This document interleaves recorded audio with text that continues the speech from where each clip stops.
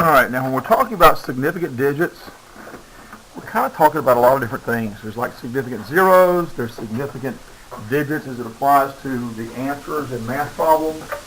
Let's start with numbers that are given to you or that you write and how you show when the digits are significant. So this is dealing with what are called significant zeros, okay? The big category is significant digits.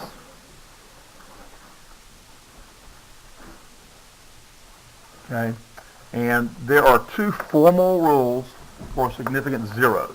The first thing to know that is if you are given a number or if you write a number down for somebody else, all non-zero digits are always significant. All non-zero digits are always significant. That's assuming that the number's already been rounded off properly, okay? But so if you give somebody a number or if a number is given to you, you have to make a reasonable assumption that the number's been rounded off properly. And if so, then you know that all the non-zero digits are already significant. So really what the tricky part is whether zeros are significant or not.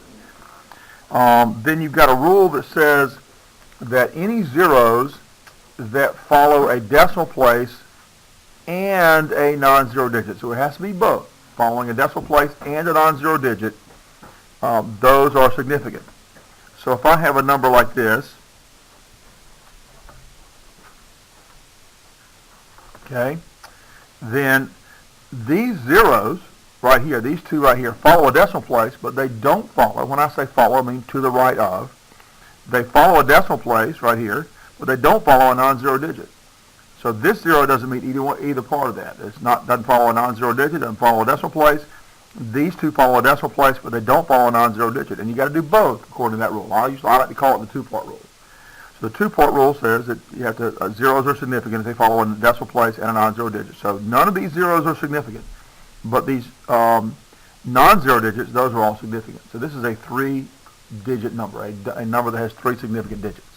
Okay, if we were to write it in scientific notation, we'd write it like this: 4.37 times 10 to the negative, -1, -2, -3, -3 grams.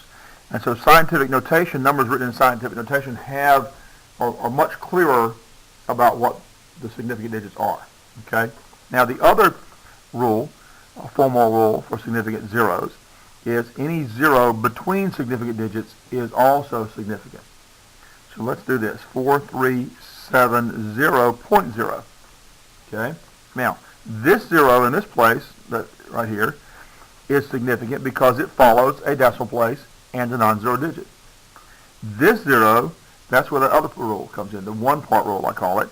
It's between two significant digits. So because this is significant and non-zero digits are significant, this zero is significant. Does that make sense? So that's the rule for significant digits. Now,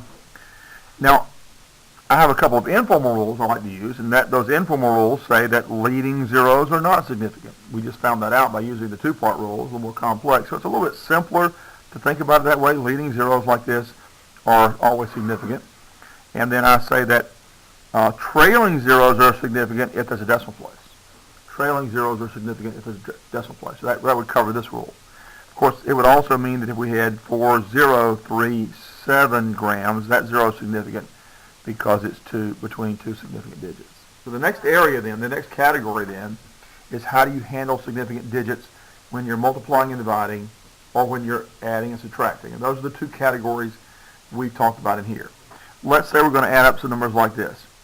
0.00437 grams and 0.0152 grams and 0.113 grams. Okay, I want to add all those up. Well, in addition and subtraction, any digits that result from empty slots are not going to be significant. So the way that I teach this is, I tell you when you're adding and subtracting, always line your digits up vertically the way you learned in grade school. And then any empty slots, you don't put zeros over there. I know you've been doing that in math classes your whole life. But putting zeros over here are saying, by doing so, that the numbers are more significant than they really are. So don't put zeros there. That would be lying, in a sense, about the precision. So you can use arrows to hold the place if you want. And then when you add it together,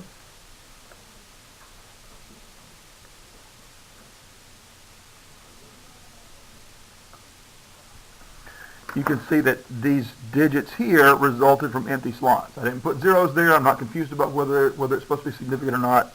And I can underline those and round the answer to the correct number of significant digits.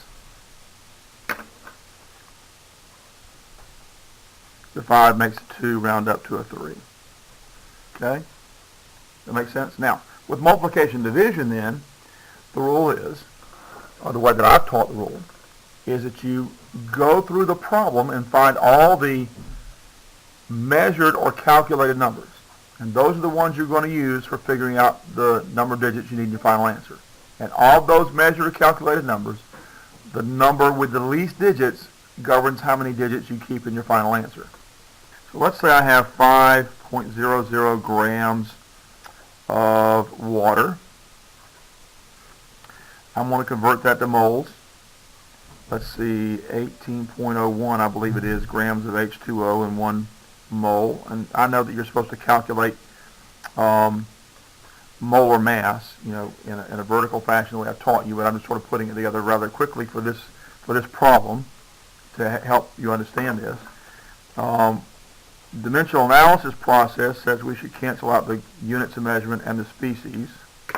And then we're going to do the math. So 5.00, whoop, try turning it on here. 5.00 divided by 18.01, and I get a really long number there.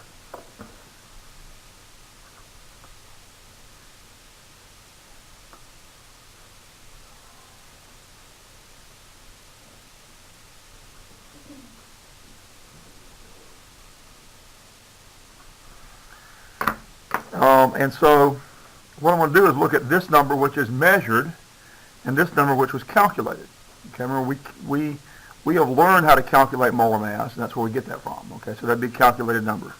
So of the measured and calculated numbers, and these are the only two, this is a number we put in there. It's just a 1. It's a placekeeper more than anything else. It's a counting number too. Counting numbers don't matter. Placekeepers like ones you put under here don't matter. Only the measured numbers and calculated numbers are used to figure out how many significant digits you need to keep in your final answer. Well, of these two numbers, there are only 3 significant digits here. So in this answer, we want 3 significant digits. Leading zeros are not significant. 1, 2, 3 significant digits. Underline everything else.